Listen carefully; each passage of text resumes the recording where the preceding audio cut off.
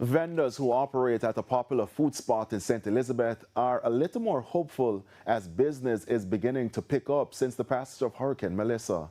Details in this report.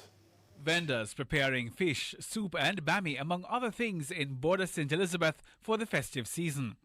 It's a scene many feared they would not have seen again, as some vendors here were severely impacted by Hurricane Melissa. So we don't have any Christmas, and we don't have any electric, we don't have any network, we don't have nothing, so there is no Christmas, but the greatest thing we have, life. I just have to work with it, you know. Right now we are working at the border, we're getting a little assistance from the relevant authority, you know, to put back things together. And since we have started, you know, things isn't like what it was before, but it is picking up back now. It's a happy day, it's a happy to see another Christmas. Because based on the storm, and let everybody there to see the Christmas. Now, little by little, vendors are picking up the pieces. Over the last few weeks, significant work was carried out to rebuild the stalls which were torn apart.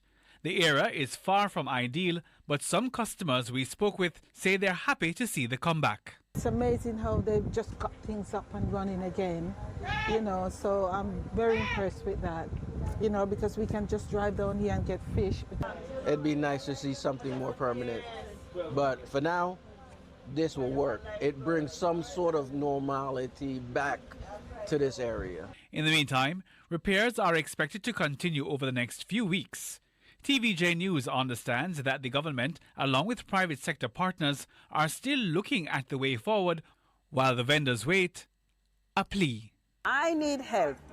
I lost my house and I need help. We all need help.